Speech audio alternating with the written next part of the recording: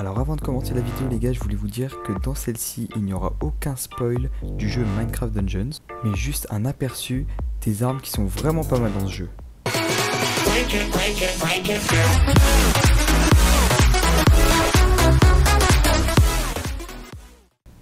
Hello tout le monde, j'espère que vous allez bien. Aujourd'hui les gars, on se retrouve pour une toute nouvelle vidéo, cette fois-ci sur Minecraft Dungeons.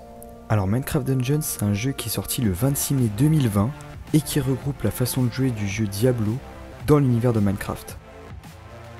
Alors je voudrais m'excuser si je mets que des images et pas du gameplay.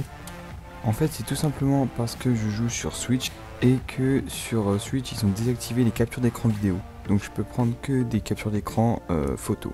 Je voulais aussi vous dire que dans cette vidéo, les 5 armes qui vont être présentées, c'est des armes de rareté unique. Donc c'est la rareté la plus difficile à avoir dans le jeu. Donc voilà, si vous voulez cette arme là, il va falloir patienter un petit peu. Et du coup c'est parti pour les 5 meilleures armes de Minecraft Dungeons, à mon goût en tout cas. Première arme de ce top 5, on commence donc avec le dernier rire.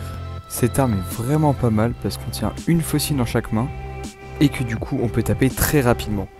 Il y a un autre truc qui est bien aussi sur cette arme, c'est que comme vous pouvez le voir juste à côté des deux fossiles, on peut voir que les créatures donnent plus d'émeraudes quand on les tue avec ces deux armes.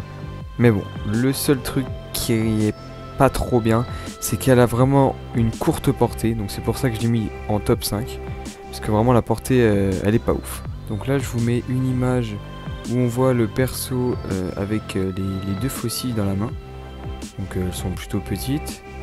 Là j'ai pris une autre image quand je suis en train de taper un ennemi avec, donc ça met du 141, des fois ça met un petit peu plus bas.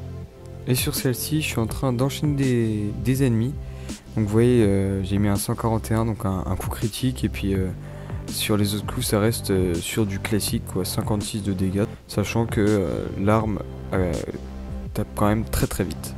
On a fini pour le dernier rire et maintenant on passe au top 4.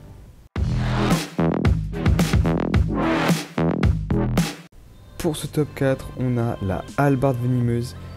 Cette arme a une très longue portée, fait beaucoup de dégâts et permet de générer des nuages empoisonnés. Donc en gros, elle va empoisonner tous les ennemis qu'on frappe.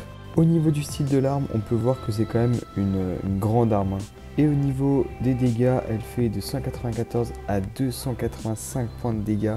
Donc ça fait plutôt mal. C'est tout pour la hallebarde venimeuse, on passe tout de suite au top 3.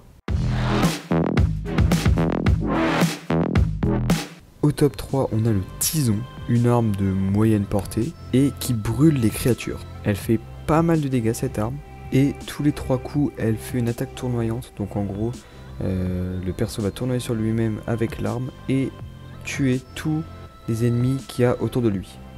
Donc comme vous pouvez le voir sur l'image, elle fait du 90 de dégâts, et sur celle-ci du 408. Là donc voilà, je vous en avais parlé, le tournoiement sur lui-même, et qui fait pas mal de dégâts. Du coup on peut passer au top 2. En deuxième position les gars, là on commence à rentrer dans du très très lourd.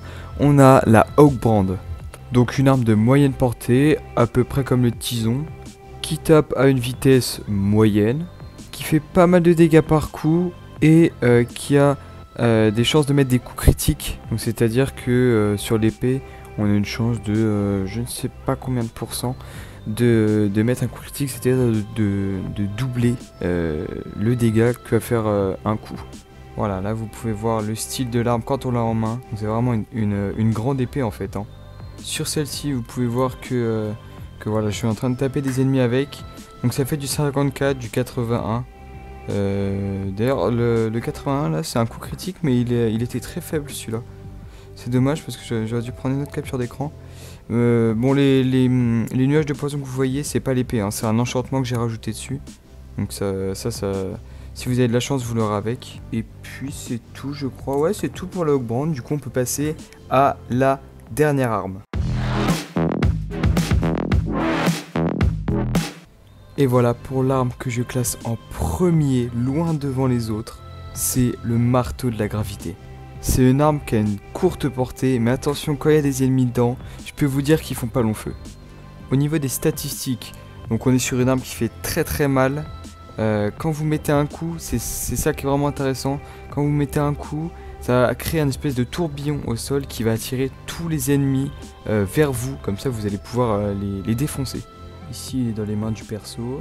Sur celle-ci, on peut observer que vraiment, ça fait pas mal de dégâts sur quand même une belle zone. Hein.